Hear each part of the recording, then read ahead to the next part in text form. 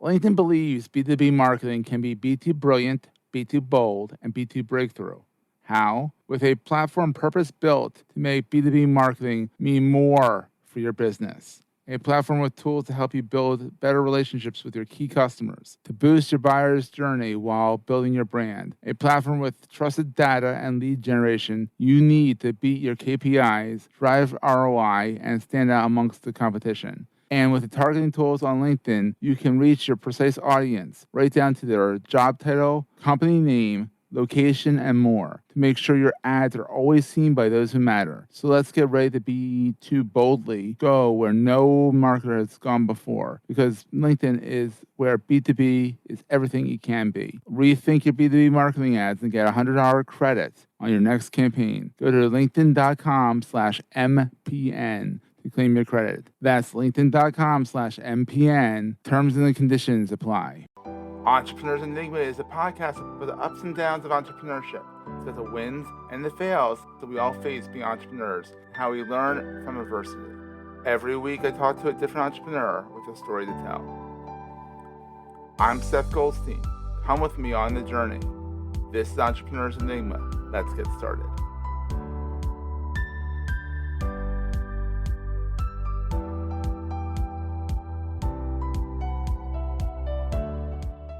Hey everybody, welcome to another edition of the Entrepreneurs Enigma podcast. I'm Seth. Today I'm here with a good buddy of mine from the WordPress community. He is the About Us page guy. He is the head of the Conway scene down in Conway, Arkansas. He does, let's introduce him, Todd Jones of Copy Flight. And you're also, Mud Thump Day? What is the thing called? Your concert Toad Suck Days? Yeah, I know something funny. Yeah, it's like in April. I don't help run it. I don't help run it, but, it is a big draw for our town. It's our big festival that we have. So it's called Toad Suck Days. D-A-Z-E. Yes, that's correct. Yeah, it's always a good attention getter because every time Toad Suck. Oh, don't be such a Toad Suck. Yeah. well, the first question you're asked is, where in the world did Toad Suck come from?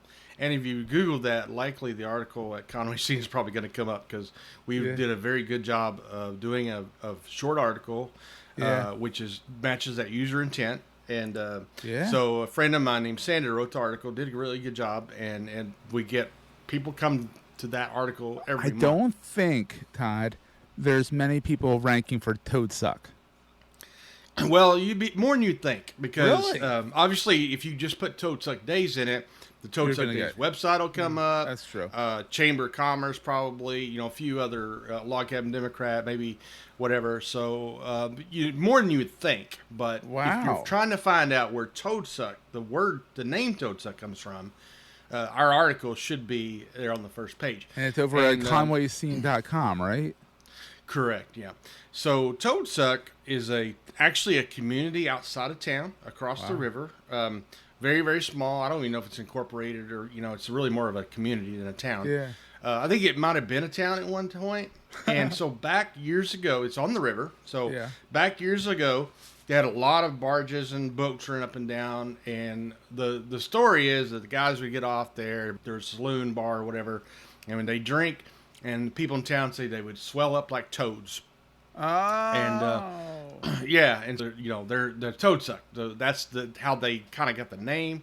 The festival did actually start out there, but they had a major flood one day because it is on the river, so it can flood. One year they had a flood, so they moved it into town. It's been there. No, it's Arkansas River. Yeah. Arkansas River, which is I think a tributary of Mississippi. I think it comes yes, it is. It runs right into the Mississippi River. Mississippi River. We're going to take a quick break, hear from our sponsors, and get right back to the show. LinkedIn believes B2B marketing can be B2 brilliant, B2 bold, and B2 breakthrough. How? With a platform purpose-built to make B2B marketing mean more for your business. A platform with tools to help you build better relationships with your key customers, to boost your buyer's journey while building your brand. A platform with trusted data and lead generation you need to beat your KPIs, drive ROI, and stand out amongst the competition. And with the targeting tools on LinkedIn, you can reach your precise audience right down to their job title, company name, location, and more to make sure your ads are always seen by those who matter. So let's get ready to B2 boldly go where no marketer has gone before, because LinkedIn is where B2B is everything it can be. Rethink your B2B marketing ads and get $100 credit on your next campaign. Go to linkedin.com/MPN to claim your credit. That's linkedin.com/MPN. Terms and conditions apply. So you've done a lot in the WordPress community. Like we're both in the post status community that it's a really great community. I think we saw each other at WordCamp US in Philadelphia. Did you make it up for that? I've never made it to WordPress US. I would like to. They had it in Nashville a couple of years in a row, and I wanted to go because Nashville's like 5 hours from where I live. That's not bad. It's a drive, Just didn't make it. Yeah, and then it was St. Louis the next year, or was going to be. And I think then that's the when pandemic COVID hit. happened. No, I think we got one St. Louis. We were supposed to get two because WordPress US you're supposed to get them two in the town because Philly has started them, and we had two. I took all the photos for those two conferences. But so you're very big in the WordPress space. You're a content writer, and you're also focusing on about pages. Like that's your thing right now. Well, I would like for it to be to some degree. About pages are interesting because it's kind of like the forgotten page when you're doing a website, right? But almost everybody I've talked to, most of us have looked at Google Analytics for our website, right? Your about page among your what I call artery pages tends to be next to the home page, the most looked people know who they're buying from. Yeah, absolutely. Yeah, exactly. And in fact, in WordPress, I get frustrated because product owners often they won't even have an about page. I know. And I'm like, I've had this conversation. Yeah, I've had this conversation with Bob Dunn about it, and because some of them are obviously WooCommerce product owners. Yes. And he's like he's seen the same thing, and like some people say they won't buy from a we're talking about WordPress product makers. Even if it's not at the top level navigation, if it's down in the footer or something like that, you have to have it somewhere so people can find it. Yeah. So who the heck we're buying from and stuff, Yeah, it's just about credibility, and you can build credibility. You can create brand awareness with it as well, because. But I know it's really difficult for people. One, I think people just don't think about it, right? Well, I don't really know why. Pages, It's forgotten, and I like to say on my website, when other people run from them, I run to them. So, but I think like people we don't like. Yeah, we don't like to talk about ourselves, and this is what I say. I don't know if this is why people don't do about pages, but we don't like to talk about ourselves. We don't like to come across this. You go to the social setting and you meet the guy or gal, but usually it's a guy, right? Who talks incessantly about him and how great he is and the accomplishments he has, and you're kind of like, go away, dude. Just leave me alone, right? Yeah. And so we don't want to come across that way. That's one reason I think people don't pay attention to about pages, but I don't really know. I mean, I think we're in a day and age that if I was visiting Philadelphia, which is a big city, and Todd's not used to a big city, and I decide, I need to get some headphones for my computer. I'm up there hanging out for whatever reason, and so I'm not going to go to Craigslist and talk to some dude on some street somewhere I don't know and don't know anything about him. But I would call my friend Seth and say, hey, buddy, I need some headphones. Can you help me? Exactly. There's a difference when you know somebody. So, yeah. I mean, you can know someone through an about page. So, Todd, you've been an entrepreneur for a while now, haven't you? You've been in-house at some development agencies, according to your LinkedIn. You've done a lot. And when did you start Conway Scene, which is Conway, Arkansas, is like a premier nightlife magazine kind of thing. Like, what's going on in Conway? Go talk to Todd. Yeah. We started that in early 2017. I think the first article was just a few days before my birthday. Oh, wow. I went back and noticed that the other day. It was like the 29th of January 2017. I thought it was February, but when I launched it, I tend to do this with launches. Other people are gathering all this momentum and awareness and whatnot before they launch. I wait till after I launch. And I think part of that is just kind of who I am. It's like, yeah, okay. And that's kind of how I launched Conway Scene. In fact, I think the first email was something like or maybe a post somewhere. I said quietly we have launched because I just quietly launched it. Yeah, and because I'm kind of a believer of just do it, and then come back and promote it. Now, I am not against the people who promote ahead of time. I think that takes a team. Mm-hmm. If you're doing something, and anytime I've ever seen somebody do that, I think it takes a team, and you got to have that. And I know people who are more or less launch funnel copywriters, and so I've watched what they do and read their emails and whatnot. And it takes a team to do something like that. It does. But if you're a solo, you're better off, in my opinion, just do it and then gather your momentum and start promoting it. Yep. And because I think a lot of us as solo people tend to be, we get paralyzed by perfection. Oh, we do. Absolutely. So I think I'm just kind of I know some people, especially when they're dieting or they're trying to make a change, they'll publicly make a big deal about it so that they'll be motivated. Like that's gonna probably not motivate me. What's gonna motivate me is internal. Answer to yourself. I can ping a few close friends and say, "Here, I'm doing this. Keep me accountable, whatever." But I'm not gonna do that to the entire Facebook community or whatever. That's a little ridiculous. Yeah, it's just not. So when I did Website Copy Framework. I think that was 2019 or 18 or 19, whatever. I had friends pushing me to do it, but it wasn't something like that. I went on social media and said, I'm going to launch this great product, blah, blah, blah. Yeah. I even did a product hunt launch after I launched it. I did a product hunt.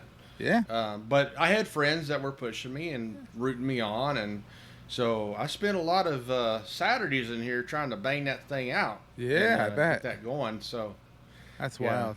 So Todd. Being an entrepreneur, what is the best thing about being an entrepreneur in your mind?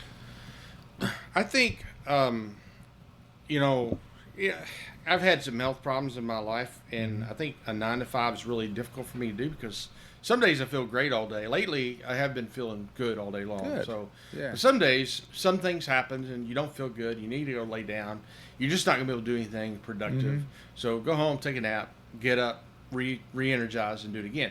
You can't do that so much with a 9-to-5. No, you got to go somewhere, and unless they have a nap place, and not too many people have those. Not in Arkansas, especially.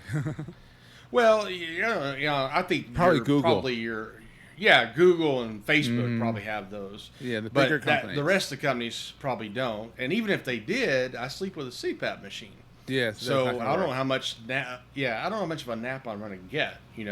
In a place like that. So I think that's huge. And then, when we went to see my great nephew for his first birthday party, now that was over the weekend, right? But the fact that I didn't have to clock in to work on a Saturday or something like that. Big. I just, my niece, my brother's got 3 kids. I don't have any. So those kids are pretty important to me. Yeah. And we're pretty involved in her life. And she had this baby boy in February of 2021.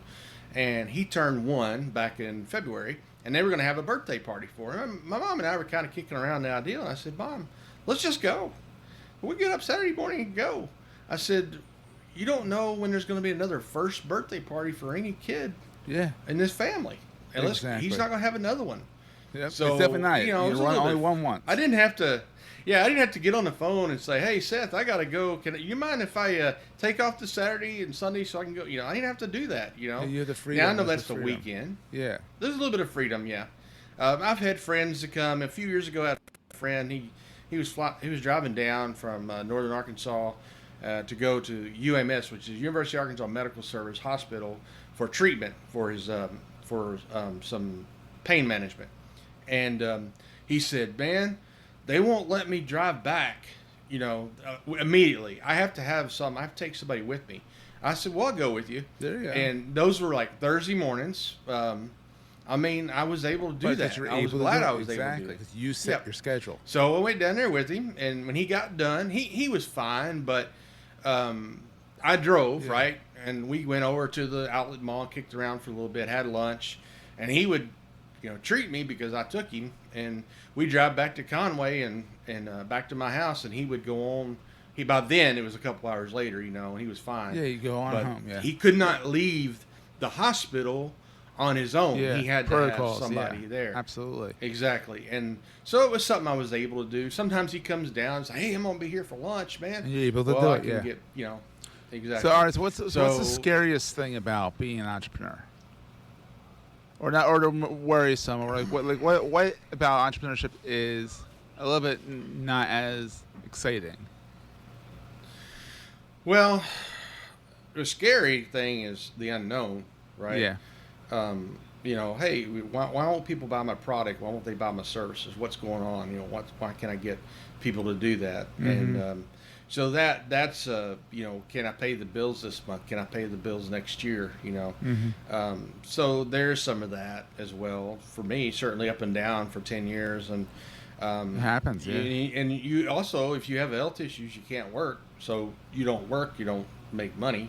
So that's kind of scary. Yeah. I mean, I was thinking about a friend of mine in the WordPress community a couple of years ago who got cancer. Yeah. And it pretty much killed his year, Mm-hmm. He seems to be back with a vengeance, but... I mean, even with COVID, I mean, people, it really messes things up. And, the benefit of working for yourself is you can deal with the COVID. But the bad thing is you got to deal with the COVID.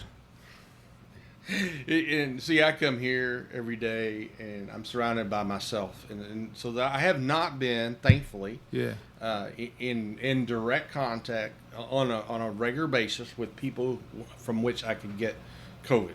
God bless. I've been blessed with that. Now, for the first several months, well, I'll say first few weeks, when it hit Arkansas, I stayed home mostly. You're like, it's not worth it, yeah. But then I started coming. I started coming. And I would be the only one in the building, really. And most days I am almost the only one in the building, especially in the morning. Yeah, it's quiet. Because the nature of the people that use this, there's a couple ladies on the other end of this bottom floor, and they're here today because this is when they're open. Yeah. They have other jobs that they do during the week. Exactly. So you come in when you want. There's and so... I have been fortunate that I haven't been in a crowd of people to work. That's another benefit for being entrepreneurship during a pandemic. You're not forced to necessarily be around people. Yeah. But at the same, at the same, I don't know what the same side of that, or the other side of that, is you can also be isolated. Mm-hmm. You don't see. It's one thing to see your face on camera. Yeah. Or I chat with friends every day, video almost. But it's another thing to walk into wherever co-working space or whatever. So I tell my friend who runs a coffee shop, I'll come in the morning, I don't really need the coffee because I have coffee here, but I need to see a friendly face and talk with somebody. Yeah, exactly. And so half the time I go in there to get a pour over and to visit with my friends. There you go. And that's what you got to do. Usually, sometimes there's other friends in the coffee shop too, so it works out pretty well. There you go. It's like your very own cheers. So what is the most important thing to carry with you all the time? This could be physical or metaphysical or whatever. What is the most important thing to carry with you all the time? Oh, boy.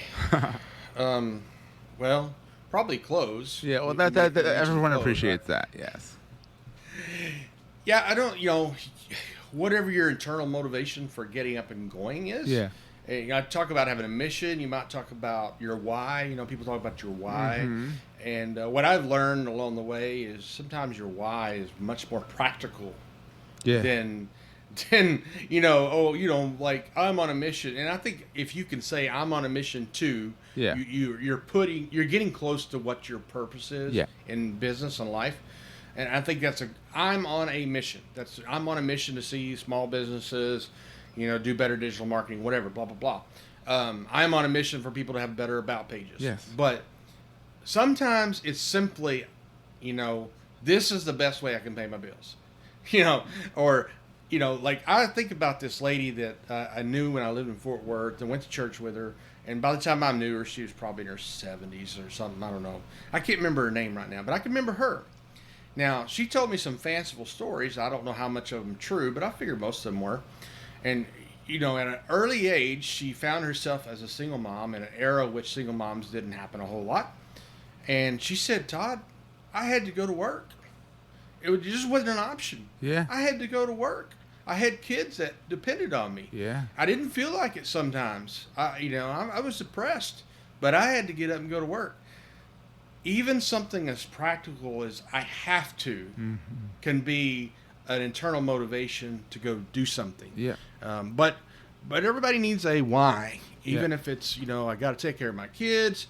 I want to solve this problem for people. You need a cup of whatever coffee. That, and it can be. You need a cup of coffee. Yeah, I got to pay for my coffee habit. Yeah, Exactly. Because I have a Conway scene habit. You do have a reputation for being a coffee guy, so Yeah, Awesome. I'm the redneck coffee snob. Yep, and that you own that title, right?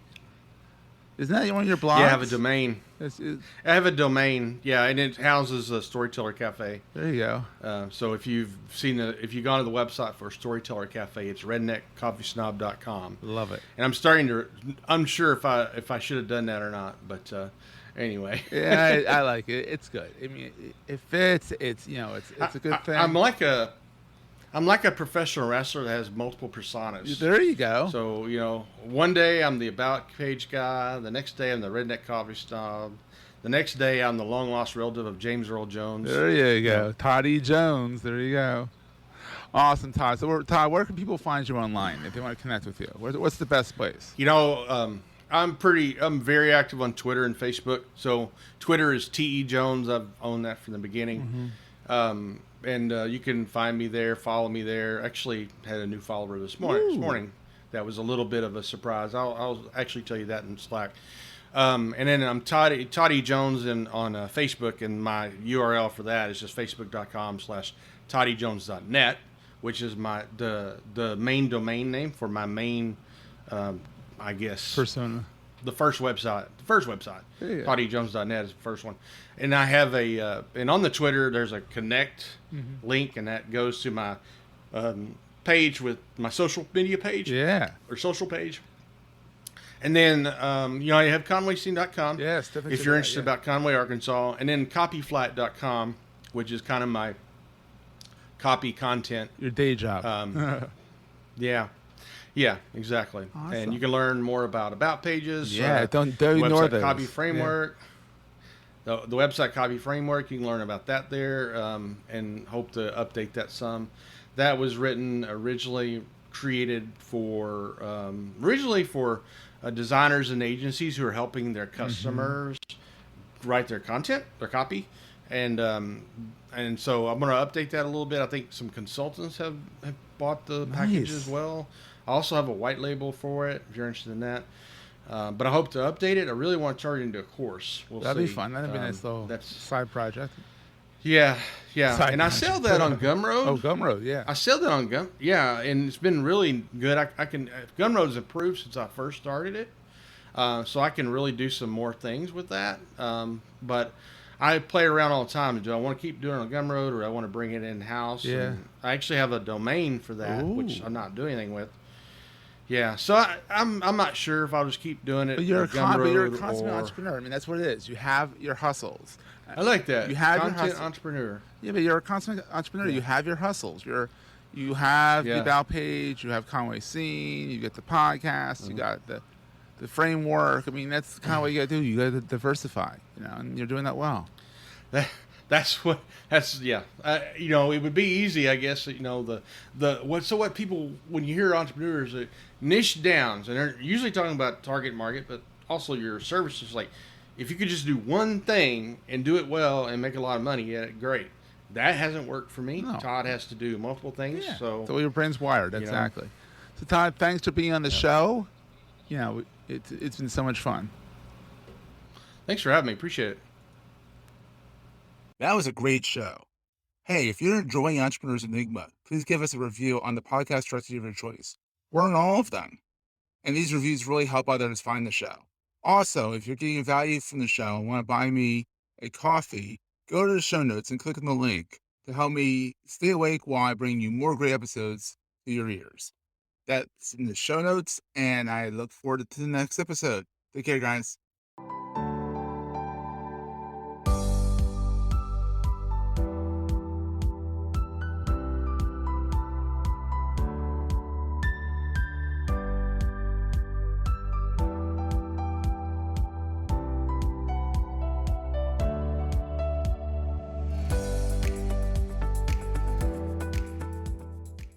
Goldstein Media hopes you have enjoyed this episode. This podcast is one of the many great shows on the MPN Marketing Podcast Network. I've been asked to put together a promo for my podcast, Fuel, the new business show, and I'm the host, a Smith called Keith. With the Marketing Podcast Network, you're guaranteed to hear wonderful marketing-related shows every time, like this one and like mine. So if you're interested in finding out how experts in the creative sector generate business for their companies, then give the Fuel podcast a listen. It's packed full of hints, tips, tricks, and anecdotes from the best at winning new business around the world. So come and join the madmen. This podcast is heard along the Marketing Podcast Network. For more great marketing podcasts, visit marketingpodcasts.net.